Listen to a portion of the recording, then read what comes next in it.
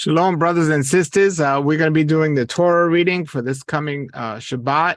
We're going to read each day one chapter of the Torah reading, and this week's reading for next Shabbat is Exodus 38:21 to 40:38. 38:21 to 40:38.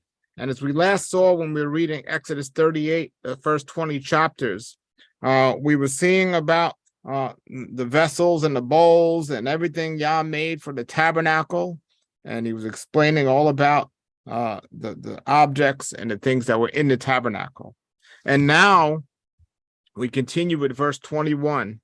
It says, "These are the numbered things of the tabernacle of the testimonial which were numbered.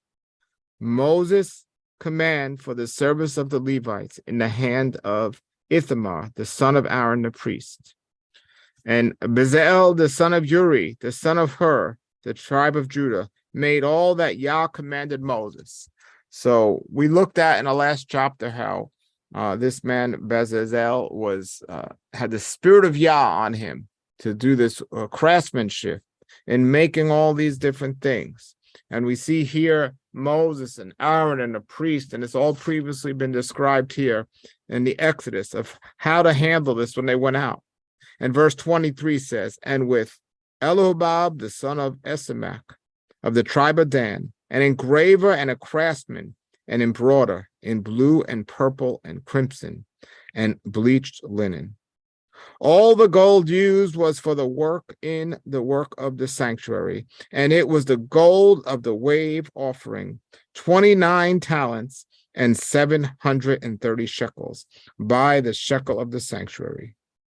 And the silver and the numbered ones of the assembly were 100 talents and 1,775 shekels by the shekel of the sanctuary."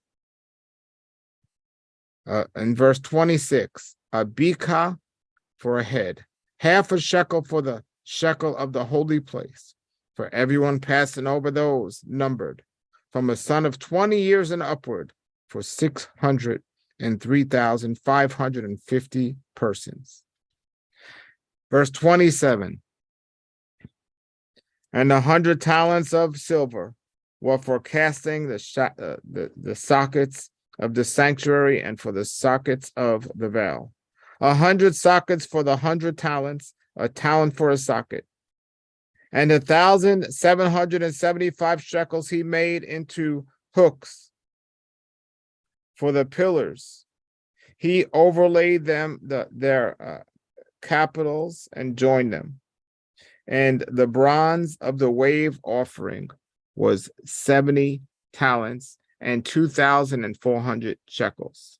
And he made with it the sockets of the door of the tabernacle of the congregation, and all the bronze altar, and the bronze grafting all the vessels of the altar." And verse 31, "And the sockets of the court, all around the sockets of the opening of the court, and all of the pins of the tabernacle, and all of the pins of the court all around were bronze." Now, some of us think, why is he giving the exact instructions of how these things were done? And we could say this will somehow need to be replicated one day, possibly. The historical record of this is a great significance, but a lot of people get stuck on reading the how much they weighed, how big they were, and all of this, the way it looked. But you can go online now on YouTube and see a 3D image according to these measurements and according to everything of exactly an example, a model of how it looked, as if you yourself were walking in the tabernacle or the courtyard and looking at everything that was there.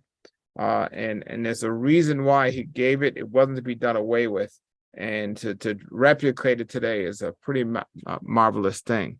That is the end of chapter 38, which is the beginning of this week's Torah reading. And tomorrow, after our morning prayer, we're going to read chapter 39 from the Torah reading. So when next Shabbat comes, we'll have a good idea of what they're talking about and have questions ready and so on. All right, everybody. Until then, have a blessed day. Thank you for watching. And